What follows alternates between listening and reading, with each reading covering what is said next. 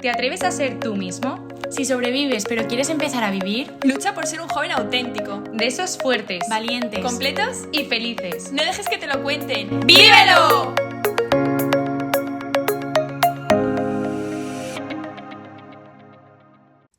En el nombre del Padre, del Hijo y del Espíritu Santo. Amén.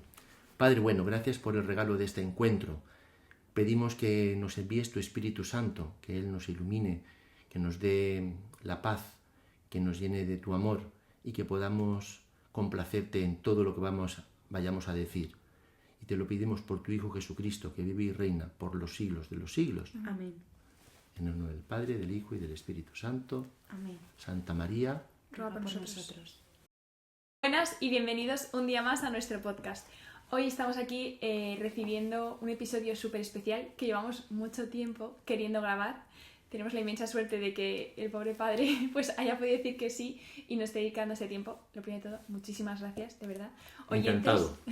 Estad súper atentos porque creo que va a ser un episodio muy enriquecedor que creo que nos puede hacer muchísimo bien tanto a nosotras, a vosotros que nos estáis escuchando y que en esta temporada que vamos a hablar sobre la fe creo que es un pilar fundamental y es que hoy vamos a hablar sobre el mal, sobre el demonio, pero no para que le tengáis miedo, sino para que estemos formados y sepamos afrontar a él. Y bueno, tenemos la suerte de contar con la presencia de don Jorge Morant, que es canónigo penitenciario de la Catedral de Valencia. Y bueno, padre, si quiere hacer una pequeña introducción de usted y así que le conozcamos un poco más. Pues nada, llevo como canónigo de la catedral pues desde el año 2017 y me dedico a acoger a las personas, todo tipo de personas, con todo tipo de situaciones, y como soy el canónigo penitenciario pues atiendo situaciones especiales, a veces son problemas afectivos, a veces son heridas muy profundas de la propia historia de las personas, otras veces tienen que ver pues con la acción del maligno en sus vidas y bueno, pues estoy ahí pues acompañándolas y presto esta mediación, también ejerzo el sacramento de la penitencia, el que lo necesita, en fin, y bueno, la verdad es el ministerio de la compasión, es una cosa preciosa de un sacerdote, lo más bonito que podemos tener los sacerdotes es poder compartir la ternura que Dios tiene con cada uno de nosotros. Sí, es precioso y a la vez tan necesario recibir el perdón de Dios. Entonces, como bien adelantado, usted ha podido presenciar entonces, ha estado en algunos exorcismos, ¿no? Bueno, he estado, claro que sí, he visto, he podido ser partícipe de alguna situación, de alguna persona que sí, que luego se ha discernido que era una acción extraordinaria del maligno. El maligno actúa a veces de una forma muy sutil, en el día a día, a través de las tentaciones. A veces no solo se conforma con las tentaciones, a veces nos ataca, es como, dice la escritura que es un homicida, ¿no? Y nos lleva a sacar lo peor, ¿no? A veces nos engaña, el maligno hace lo que puede, va como león rugiente, viendo a ver a quién puede llevárselo hacia la destrucción, hacia el mal, ¿no? Pero en algunas ocasiones, misteriosamente, Dios permite que esa acción no sea normalmente una acción ordinaria, que se combate con la conversión, que se combate con la oración, que se combate con la humildad, sino que la acción es extraordinaria. Entonces ya necesita otro tipo de acción para combatirlo, ¿no? Entonces, cuando la acción es extraordinaria, se necesita un exorcismo, que es una oración especial para combatir el maligno en esa persona, ¿no? ¿Y cómo es esa acción extraordinaria? Pues la Iglesia dice que hay 4 maneras de acción extraordinaria. A veces el maligno se mete en la mente de la persona con una especie de pensamientos intrusivos, ocupas, lo va torturando a la persona, influyendo en su mente, y a veces pues le lleva a la persona a desear pues matarse o hacer daño a otros, o en fin, la perturba mentalmente, ¿no? Otras veces no es obsesión, es vejación. El maligno a veces va dejando señales en el cuerpo. A veces hay señales incluso en la piel que no tienen ningún... Son como quemaduras que salen desde dentro, ¿no? O heridas que están infligidas desde dentro. Y No es la persona quien se las causa, No. sino salen de... sí, salen, es como si alguien se hubiera... Pero no, es como una quemazón, pero que no es del fuego. Pero está como quemada la piel y no es del fuego. Y es una herida, pero no es así, sino no es hacia abajo, sino hacia arriba. Entonces se ve que no puede ser, no es natural esa herida. Otras veces, además de la obsesión o la vejación, es la posesión. Ya la persona entra en trance, pierde la conciencia, aunque no deja de ser nunca ella misma, y entonces otro controla el cuerpo. Entonces le lleva pues a manifestaciones pues como a aullar, o a tirar sangre, o en fin, a ser violento, en fin, hay como una manifestación, una compulsividad fuera de control, ¿no? Y luego hay otra forma donde el maligno también actúa de una forma extraordinaria, que ya no es en la persona, sino en los lugares. Puede ser hasta en las cosas, ¿no? Lo que se llama infestación. Entonces está la obsesión en la mente, la vejación en el cuerpo, externamente. También está la posesión, que ya es toda la persona en trance. Y luego la infestación, que es en lugares, o en objetos. O sea, podría ser, por ejemplo, en una casa que de repente pues se cae un cuadro o de repente... Pasan cosas raras. Sí, se podía demostrar que hay una presencia de un mal espíritu porque en esa casa pasan cosas que no se entienden por causa-efecto. Y porque se ha hecho, por ejemplo, allí una sesión de espiritismo, se ha invocado al diablo, se ha hecho un pacto con el diablo, se ha hecho una misa negra. Entonces, claro, todo este tipo de situaciones puede atraer sobre ese lugar el maligno, y todo el que está en ese lugar o el que va a ese lugar de alguna forma percibe esa presencia oscura y sus efectos sobre los que están allí. Pero, por ejemplo, imagínense que un día alguien alquila una casa rural, va y de repente nota que hay algo raro en esa casa. Podría ser. Puede llegar que... O sea, luego pueden entrar las personas, esa presencia maligna. A ver, no es tan fácil, todo depende de si la puerta está abierta o cerrada, si hay una fisura o no. ¿Qué quiere decir eso? Pues bueno, pues que el maligno busca por dónde entrar. Mirad, para entrar en la persona, el maligno tiene como 5 grandes puertas. La primera puerta es la puerta moral, el comportamiento de la vida personal, ¿no? Entonces, los desórdenes morales, si adquieren una gravedad muy profunda, digamos, de alguna manera facilita que el maligno entre y posea a la persona. La gente juega con fuego y al final se puede quemar. Entonces, el que es perverso, el que lleva a una degradación muy grande, la puerta se abre. El mal lo instiga siempre él, pero esa acción es ordinaria. ¿Cuándo pasamos a otro nivel de presencia y de influencia, y de afectación y de infectación? Bueno, pues cuando uno se degrada moralmente más. Pero no solo el maligno entra por una degradación moral, que por cierto, la degradación moral tiene que ver con los 10 mandamientos. Yo diría sobre todo el quinto, el tema de la vida, todo el tema de la vida, por ahí.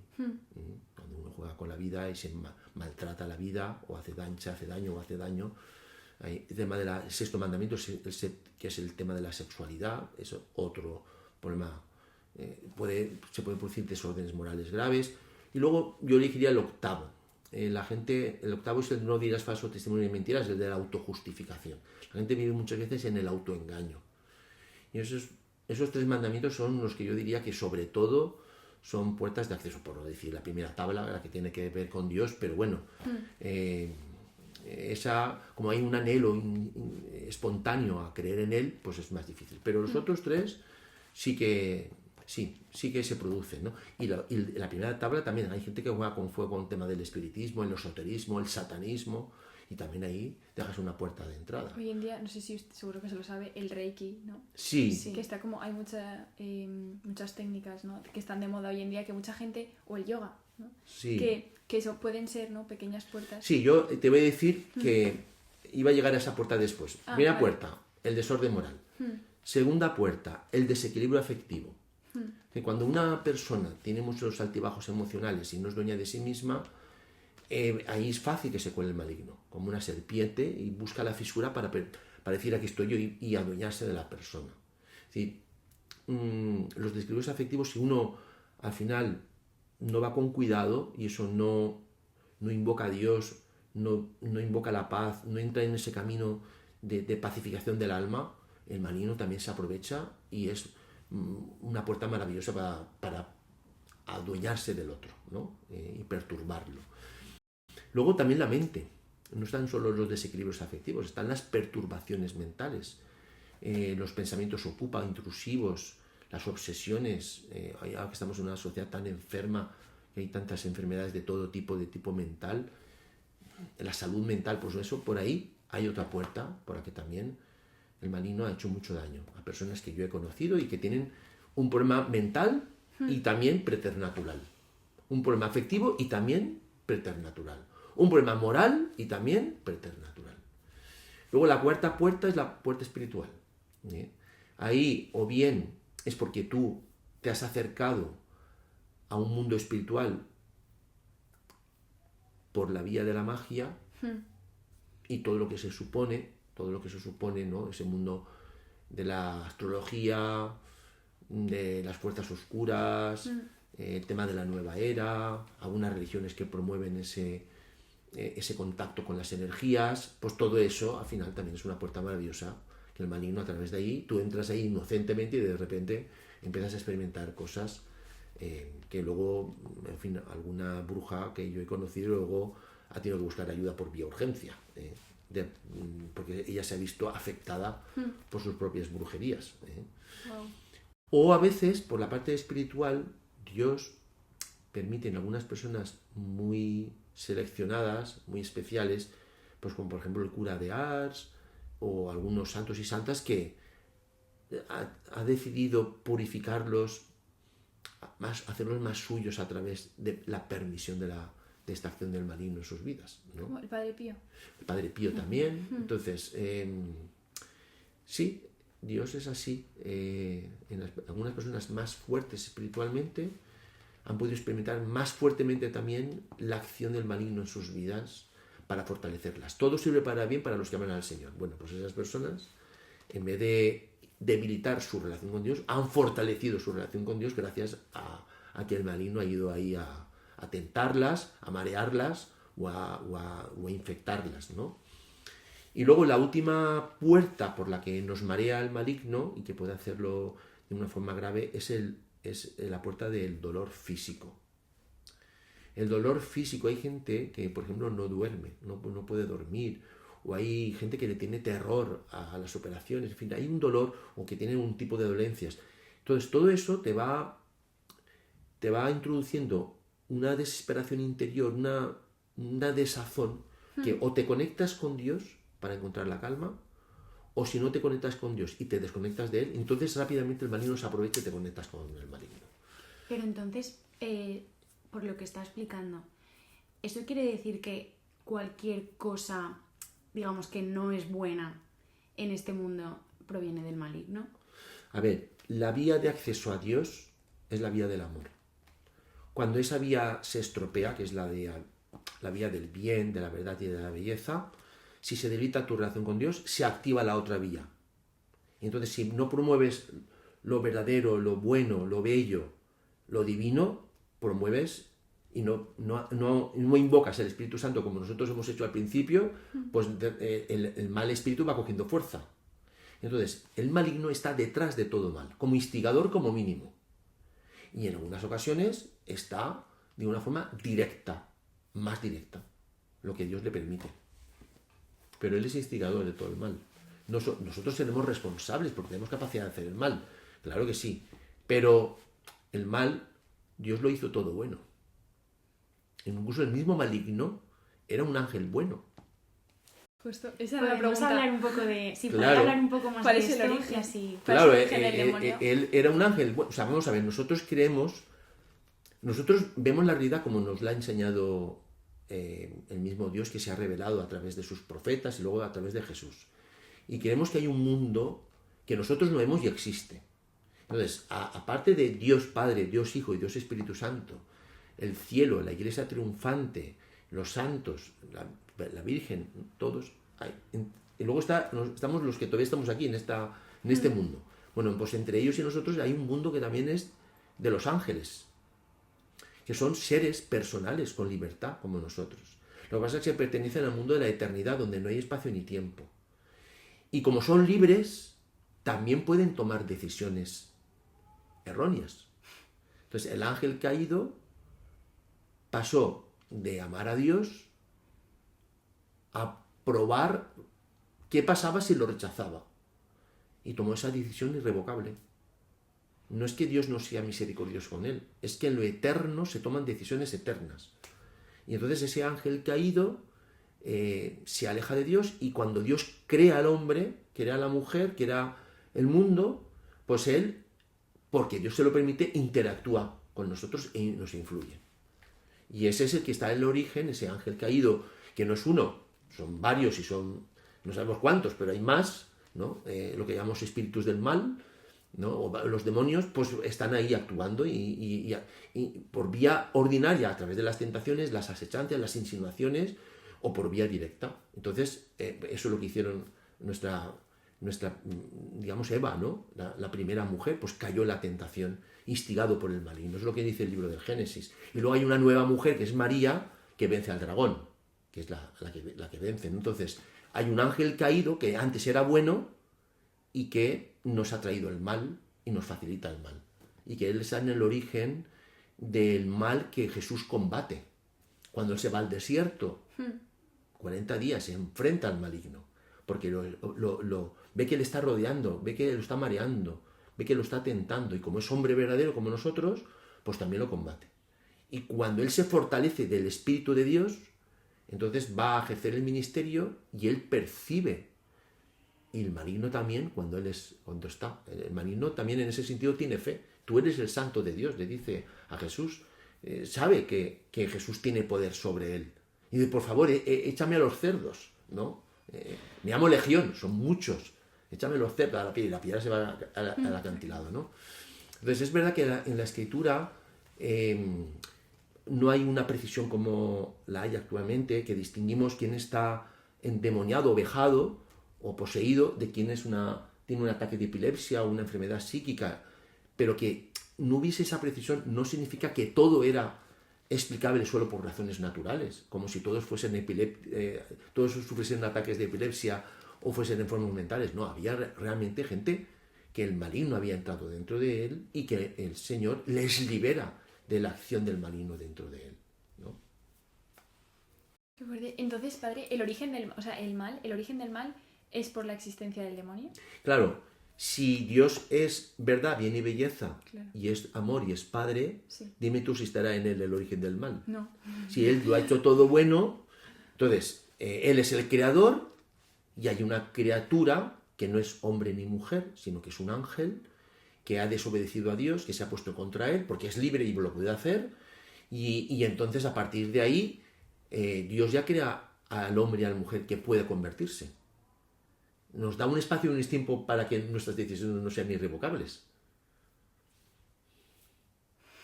Entonces nos da hasta a San Miguel, al arcángel San Miguel, quien como Dios para defendernos de todo el mal, ¿no? Entonces está a nuestro lado, nos ayuda, pero sí, no ha podido crear el mal. Lo ha creado. El mal, San Agustín dice que es una ausencia de bien. No queremos en dos principios, el bien y el mal al mismo tiempo, al mismo nivel. El mal no tiene la consistencia, la estructura, la potencia, aunque sea tan escandaloso, que el bien. El mal es un mordisco a la manzana, no es la manzana. San Agustín dice que es una privación de bien, donde no hay bien hay mal, pero no tiene entidad propia. Entonces, bueno, bien, nosotros sabemos que experimentamos su intensidad y tu fuerza. De hecho, el maligno y el mal y el demonio es algo común a todas las culturas y a todas las religiones. Está presente en el judaísmo, por supuesto. Está presente en el islamismo, en el hinduismo y, por supuesto, en el cristianismo, de una forma especial. Pero también en nuestra cultura. En nuestra cultura también, la fuerza oscura, ¿no? Las películas que no paran de contarnos que el maligno está ahí, y hay películas de terror o sensacionalistas que nos lo cuentan. Entonces, las filosofías, es lo que se llama el misterio de iniquidad.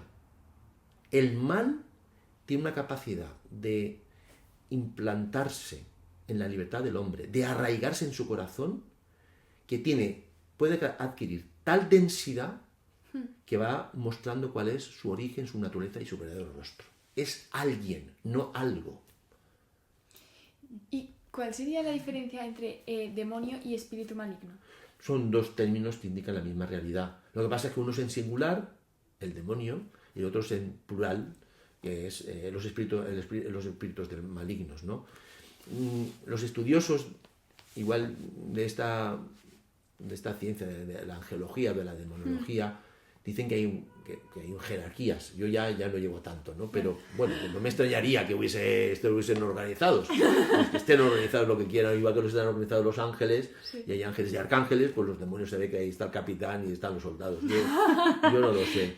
Pero ellos actúan, ¿no? Entonces, que haya uno, pues no creo.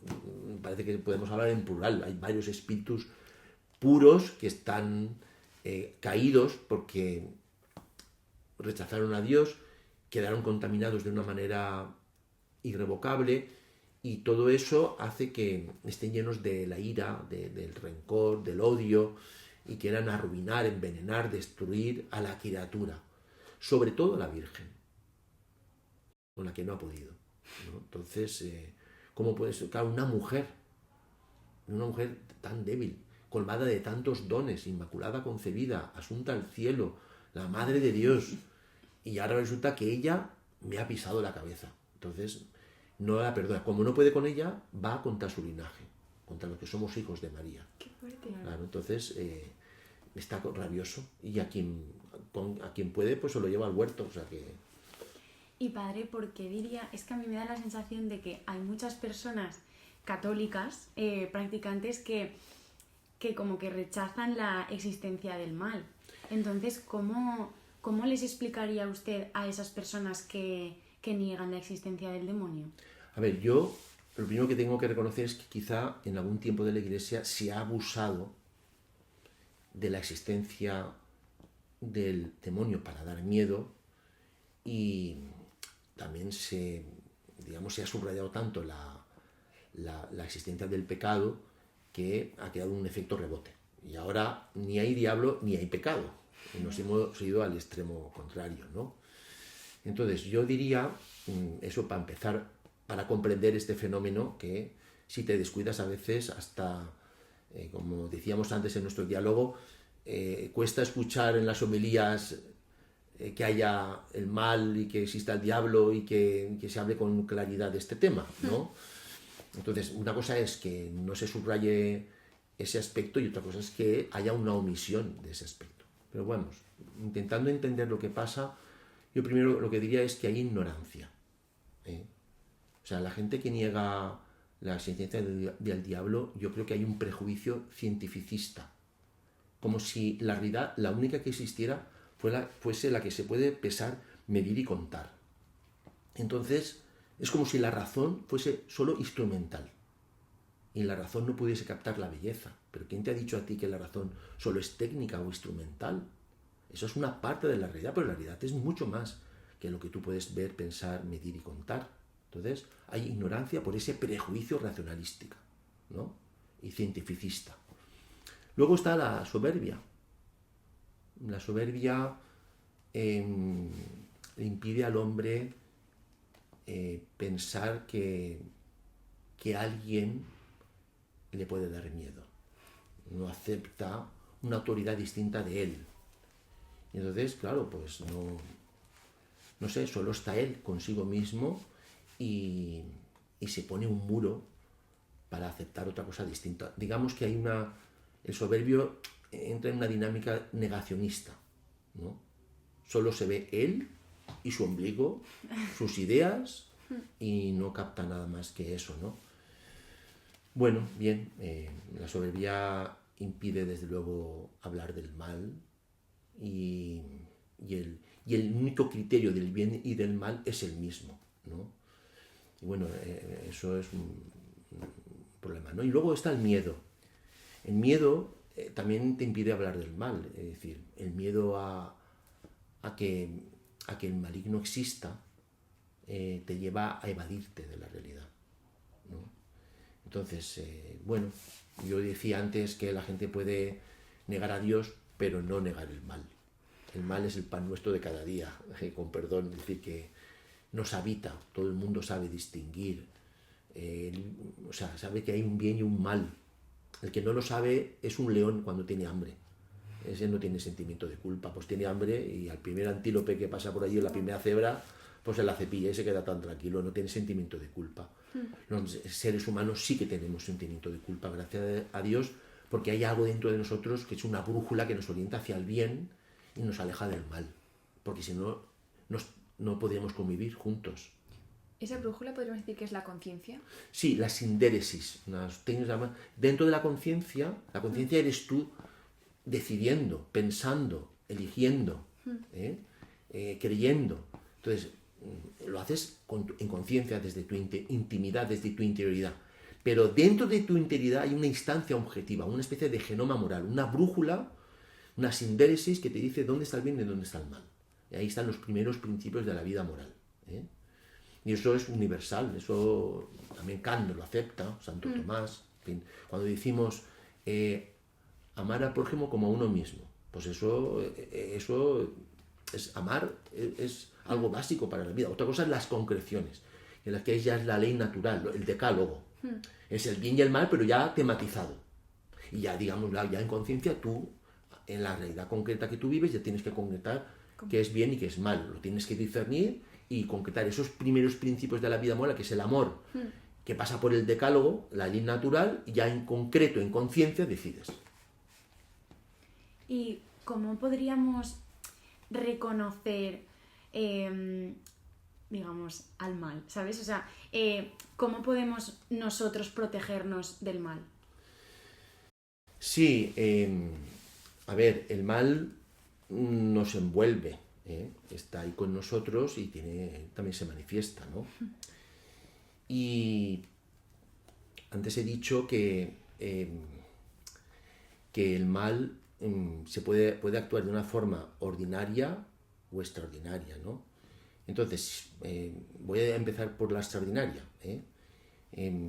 ¿Cómo se nota que hay una acción extraordinaria en la vida de una persona? Pues hay 4 síntomas. Primer síntoma, hay una fuerza extraordinaria. O sea, el que está endemoniado, poseído, no sé, no es normal que pueda con 5 o 6 personas a la vez. Cuando tú estás en una situación tranquila, es una persona enclenque, y cuando está poseída puede con 5 o 6 personas a la vez, pues se pasa algo. Ahí dentro de él es algo, es una fuerza desproporcionada. De hecho, cuando pasa ese momento de posesión, la persona está hecha polvo de tanta energía que ha consumido, ¿no? Necesita un tiempo para restablecerse, ¿no? Pero una fuerza extraordinaria es un signo de que el maligno está ahí. Otra, el don de profecía. Averigua cosas que solo puede saber un espíritu, no son cosas de pensamientos y sentimientos, que ahí el maligno no llega, pero cosas que han pasado de la intimidad, que el maligno ha visto y que luego a través del poseído habla y te dice. Luego también el dominio de lenguas, modernas o antiguas, no una palabrita, no, sino que sabe hablar latín, por ejemplo. Yo una vez presencié a una persona que escribía cuando estaba en trance hebreo. ¡Wow! Ostras. Al revés. Ostras. Y yo lo pedí a ver que la traducción tenía sentido lo que ponía. O sea que sí, hay un dominio de lenguas, ¿no? Y luego la aversión a lo sagrado. Eso también. Bien, y luego, en la acción ordinaria, el maligno, así como el buen espíritu te da consolación. San Ignacio dice que uno de los signos del buen espíritu es la consolación, que te conecta con Dios, que te transforma y que te conmueve, que te ilumina y que te llena de paz. Por el contrario, la desolación viene del maligno. Entonces, actúa dentro de ti, pero te desconecta de Dios, te endurece el alma, te la oscurece, te saca lo peor. Pero eso no serían posesiones como tal, sino... No, he dicho que la acción extraordinaria, sus 4 signos, Pues, y luego empezar con la acción ordinaria, Perfecto, consolaciones, vale. desolaciones. Serían actuaciones del demonio, pero Sí. no posesiones como tal. Sí, no, claro, la acción extraordinaria no solo es la posesión, hemos dicho que era la posesión, Sí, todas las las 4 cuatro formas, acciones. sí, la obsesión, hemos dicho la vejación, la posesión y sí. luego la infestación. Vale. ¿Y hay que tener miedo al demonio? A ver, yo pienso que hay que tenerle respeto, pero miedo no. Miedo a pecar, sí. Miedo a pecar, sí. Miedo a ofender a Dios, sí. Miedo en el sentido positivo de la palabra, como podemos tener miedo a tener un accidente cuando cogemos el coche o a meter el dedo en un enchufe. En ese sentido, miedo sí, pánico no.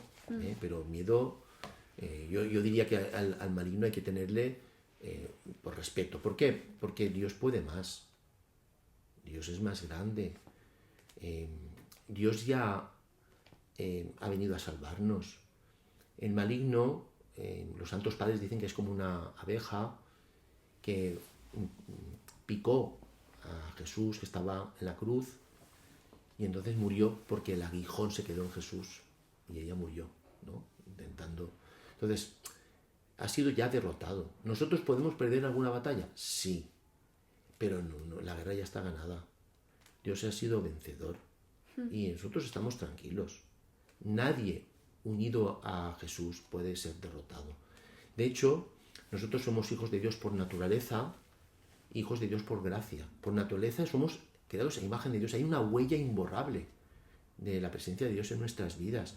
Somos como una cebolla que tiene distintas capas, pero de dentro, eso no, eso es indestructible. Es una huella de Dios en nuestra vida. Eso no puede con ello, no. Lo puede ensuciar, pero no lo puede destruir. Entonces, todas las personas son dignas de ser queridas y amadas, aunque estén muy destrozadas y muy hechas polvo. Y luego encima, los que hemos sido bautizados, somos hijos también por gracia.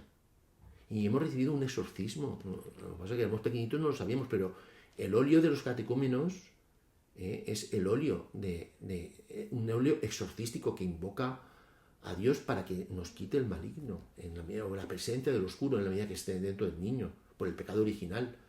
Y luego está el otro óleo, el santo crisma, ¿no? Entonces, bien, no entiendo que miedo no, pues luego tenemos muchas ayudas, tenemos a la Virgen, tenemos a San Miguel, tenemos a la Iglesia, tenemos la promesa de Jesús sobre la Iglesia, el poder del infierno no te derrotará, no la derrotará. Entonces, hemos de estar tranquilos. ¿Podría comentar, como ha dicho que ha estado presente en algunos exorcismos, en qué consiste un exorcismo y qué papel juega la Virgen María o los santos, o la comunión de los santos? Porque también hay laicos, ¿no? Sí. A ver, el Papa Francisco dijo que donde está la Virgen no entra el diablo. Donde está la Virgen no entra el diablo. O sea que la Virgen es una gran protectora, porque ella no fue manchada. No, el maligno no pudo con ella. Entonces, ella nos representa, es la madre que nos protege, que invocándola y tal. El otro es que echa a correr, no puede con ella. No pudo en vida y no puede ahora que está asunta al cielo. De hecho, perdón que lo interrumpa, pero usted no sé si conoce o ha escuchado hablar del padre Henry. Vale, pues él en su libro y habitualmente contaba que cada bola del rosario que rezas con devoción es como una bala contra el demonio. O sea que Sí. es la mejor arma que podemos utilizar. Si está hecho con fe, iglesia. sí. Porque cuidado con la superstición. Ya, no, Se no, puede, claro. pero no, con hecho con Invocando fe, a la sí. Virgen. Claro, con fe, como en un diálogo amoroso. Sí, está precioso, yo estoy de acuerdo, claro que sí. Pues muy bonito, o sea que está claro. Y luego, bueno, la palabra exorcismo viene de ex, que es sacar, y orcus. Orco es un dios celta que la mitología romana, latina, hizo suya, y los orcos eran los guardianes de las puertas del infierno. Entonces, exorcismo es sacar el orco del que está en el otro, ¿no? Sacar el orco.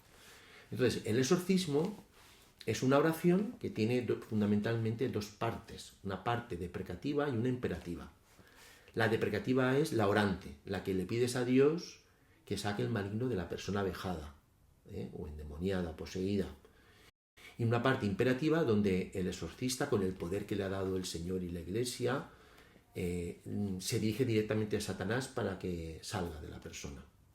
Y luego hay unos ritos preparatorios y unos ritos, digamos, explicativos del exorcismo, ¿no? Y bueno, pues está la cruz, está el agua bendita, ahí se lee el Evangelio, hay unas letanías, luego se reza el Magnificat, en fin, se reza el Padre Nuestro, hay todo como un ritual que está... Hay hasta una oración que el exorcista tiene que leer antes de empezar a hacer el exorcismo para prepararse, Claro, para que digamos que el exorcista esté protegido frente a la acción del maligno, ¿no? Mientras lo saca. Claro, porque cuando el demonio le sale, busca a otra persona para entrar, ¿no? O se Sí, puede busca quedar- ver dónde puede entrar, dónde puede, o se va o pueden buscar dónde puede entrar. No lo tiene tan fácil, pero puede entrar, sí. Sí, yo estoy convencido que Dios nos protege mucho más de lo que creemos. Porque si Él no nos protegiera, vamos, seríamos sus víctimas, porque es un espíritu puro y nosotros somos personas que somos espíritus, pero de carne, tenemos nuestras limitaciones, ¿no? Entonces, ellos tienen ciertas ventajas, pero Dios nos protege, no le permite todo. ¿Y usted ha estado en algún o ha presenciado en algún exorcismo pues algo que diga pues algo impresionante o algo que diga esto es extra sobrenatural? Sí, hombre, sí que alguna cosa sí que he visto. O sea, sí, un chico joven que le salían señales en la frente, le salió una cruz invertida. Hay un vídeo, tuve un vídeo que lo vi y me lo pasó antes de verle el día siguiente. Y entonces él está con las manos así en la frente, se quita primero está sin las manos, luego se pone las manos, se quita las manos y aparece la cruz invertida. Pero Yo lo vi al día siguiente y era como si alguien con un soplador le hubiera hecho desde dentro la cruz invertida, ¿no? Y Entonces, a esa persona una vez le hacen el exorcismo, directamente desaparece esa señal. espérate un poco, que estaba respondiendo aquí. Perdona, a Fátima, perdona, que me he te has adelantado. te has metido por un medio. Espérate. Entonces, a ver, más cosas, ¿no? Eso es una cruz invertida.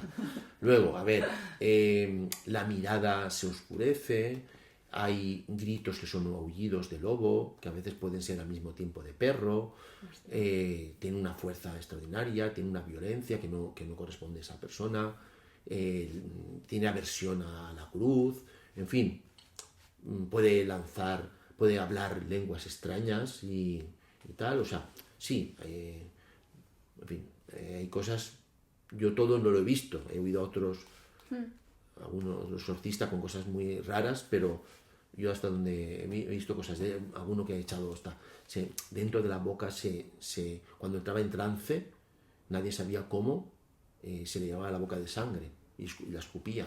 Entonces, claro, eso son cosas que no se explican por principio de causa-efecto.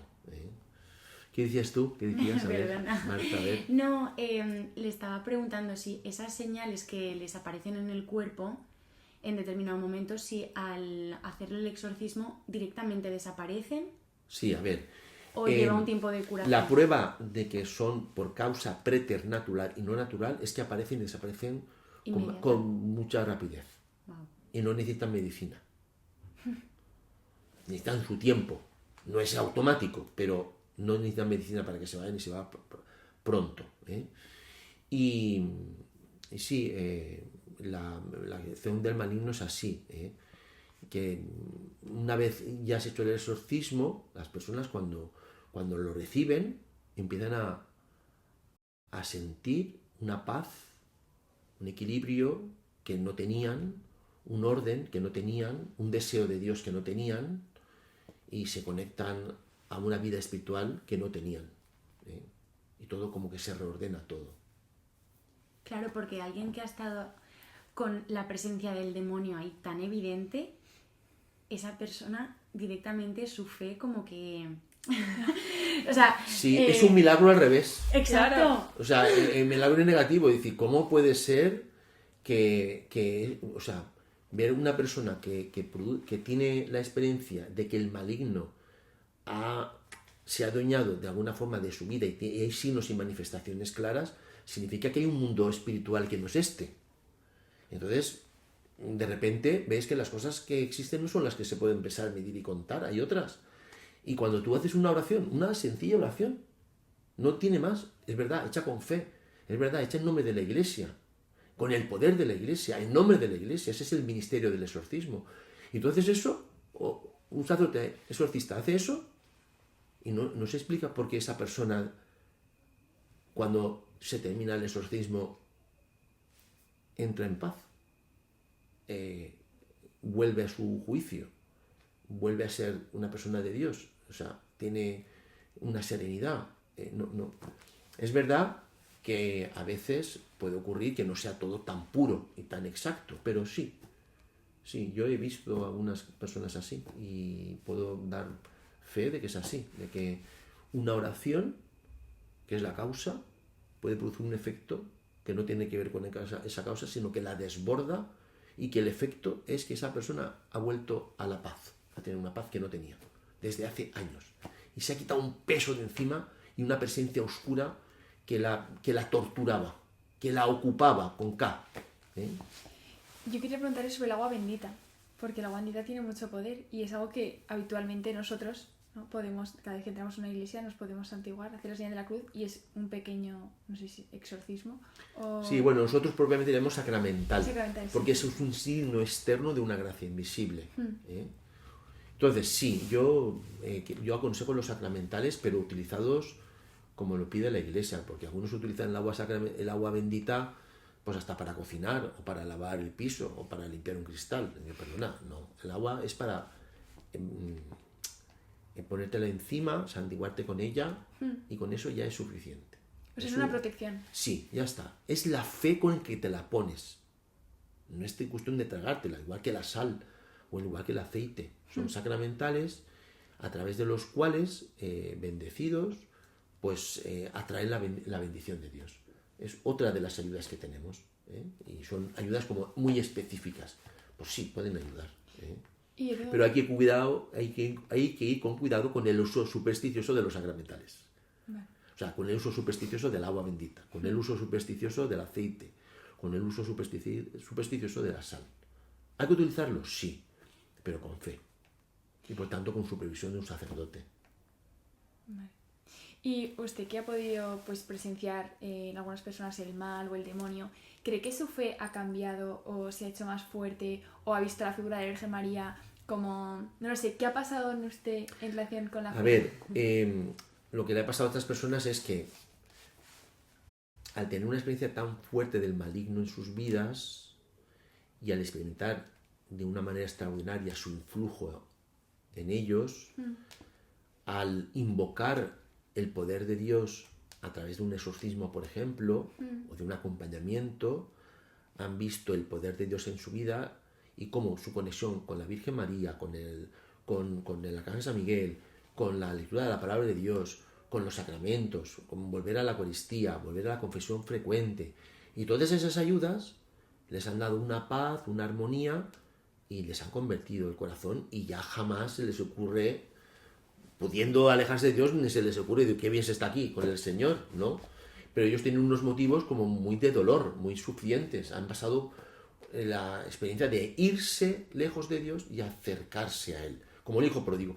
Se alejó, se alimentó de las algarrobas de los cerdos y cuando recapacitó, volvió. Y cuando volvió dijo, de aquí ya no me voy. Entonces, algunas de estas personas que se habían ido muy lejos y que no había manera de creer, yo he escuchado a una persona que ha dicho, yo odio a la Iglesia. Y llena de heridas, y entrar en un proceso de reconciliación, confesarse, ir a la misa, y yo amo a la Iglesia. Y hemos pasado de odiar a la Iglesia a amarla, porque ha sido la mediación a través de la cual Jesús la ha bendecido, la ha liberado, la ha calmado, la ha pacificado. Sí, bueno, más o menos sí que hemos comentado esto, pero ¿qué simboliza la Virgen María o sea, el hecho de que María le pisa la cabeza a la serpiente? ¿Qué Sí. simboliza esto? Sí, mira, hay una mujer en el Génesis que representa a la humanidad, es Eva, y esa humanidad que es inocente es manchada por una serpiente, porque come del árbol del conocimiento del bien y del mal, y ya en el libro del Génesis se hace una promesa. Cuando Dios les descubre en su pecado, le dice a esa mujer, bueno, ella te herirá en el talón, la serpiente te herirá, y tú le aplastarás la cabeza. Entonces, esa promesa se cumple en la nueva Eva, que representa una nueva humanidad. Entonces, claro, el último libro de la Escritura, que es el Apocalipsis, ya no es una serpiente, es un dragón. Esa mujer nueva tiene un hijo, que es Jesús. Y entonces, el Apocalipsis es el libro de la esperanza, porque es el libro de la victoria. Porque esa mujer vence al dragón. Esa es esa promesa se ha cumplido, ¿no? Eso es una simbología que nos está hablando de que el mal no tiene la última palabra, de que Jesús tiene la última palabra, de que el bien tiene la última palabra, que el amor tiene la última palabra, y de que esa es nuestra fe, y que Jesús ha venido a decírnoslo y a hacerlo posible. Y para eso nos ha dado una madre que también un poco que nos acompaña, nos representa, y si ella ha podido, pues ella es la que nos abre las puertas al cielo, y con ella podemos también nosotros pues aplastar ella el pie y nosotros encima de ese pie la cabeza de la serpiente. Claro. Entonces, si quieres aplastar la cabeza de la serpiente, tiene que ser con María. A mí me gusta mucho la frase que ha dicho antes en nuestra conversación privada, lo de el poder del infierno no la derrotará. Claro, así es, tal cual, sí. Pues oye, me encanta el episodio. Sí. Creo que ha respondido a todos nuestros... Bueno, seguro que podríamos estar hablando mucho más tiempo, pero antes de acabar me gustaría, si quisiera dar algún consejo a los jóvenes que nos están escuchando en relación con el mal y el demonio, ¿qué les diría? O sea, ¿qué cosas concretas? Un consejo mira, o un mensaje sí. esperanzador. A ver, que no cunda el pánico, diría. Y si alguien se quiere tomar en serio la presencia del mal en su vida o del maligno, o ve a alguien que está, digamos, con un influjo, yo diría 3 cosas, ¿no? Le diría las 3 actitudes más importantes para derrotar esa presencia o vencerla. Primera, fe. La fe es que yo me fío. Me fío de que, aunque yo solo no puedo, con ayuda puedo. Entonces, ¿quién puede derrotar el maligno? San Juan de la Cruz dice que el diablo solo teme a Dios y el alma unida a Dios. Entonces, yo diría, con fe eres invencible. Eso es lo primero que diría. Y luego, la actitud para vencer al diablo no solo es la fe. Hace falta 2 cosas más que al diablo le da mucha rabia y que echa a correr, que es la humildad y la ternura. La humildad es la capacidad que tiene el ser humano para reconocer su fragilidad. No negarla, sino dejarte ayudar en ella. Pedir ayuda a tiempo, una mediación, no solo pedir ayuda a Dios, sino a una mediación adecuada. Dios es fiel a cada ser humano, en lo esencial. Así que si tú buscas, encontrarás. Si no buscas, no. Pero si buscas, encontrarás la ayuda necesaria y adecuada. Búscala, que está esperándote. Si necesitas ayuda o si alguien tú ves que necesita ayuda. Y luego, la misericordia. Yo siempre, a veces digo, el diablo tiene fe, pero no tiene misericordia. Tiene fe porque sabe mejor que nadie quién es el Hijo de Dios, pero no tiene misericordia. De hecho, ¿quién le sacó lo mejor a Jesús en la cruz? ¿Su madre o Judas? Judas, porque estaba más entrado de misericordia que su madre, que ya es decir. María era la madre de misericordia. Estaba siendo misericordia con su hijo, pero el necesitado era Judas, aunque resultó ineficaz la misericordia de Jesús sobre él. Pero la misericordia es la que nos salva. Entonces la misericordia es la capacidad que tenemos de no juzgar al otro cuando es débil, cuando es pobre, de dejarnos impactar por el misterio del mal en el otro, pero no para juzgarlo, sino para acompañarlo, para comprenderlo, para conmoverse, para acercarse a Él, para echarle una mano, aunque a veces nos da miedo, pero la misericordia se implica y se complica por el otro. Entonces, no podemos ser indiferentes ante el mal del mundo y ante el mal de cada uno. Con la fe, con la humildad y con la misericordia, Jesús nos puede dar con mucha paz, con mucha fortaleza interior y con mucha esperanza ante todas las adversidades que nos podamos encontrar. Buah, muchísimas gracias, don Jorge. La verdad es que para nosotras es una gran suerte haber podido grabar con usted, que nos haya podido compartir su testimonio y, vamos, toda su sabiduría. Muchísimas gracias. Pues muy bien. Pues me nada, alegro. nos comprometemos a rezar por los oyentes Muy bien, sí, que y a sea. rezar por usted Y por usted. Gracias, claro y que sí. por todas las personas que acuden a mediaciones Claro, y a lo que necesitan. muy Así bien. que muchas gracias y Hasta ¡viva la la- Virgen María! Iva, hasta la próxima. Gracias. Hasta luego.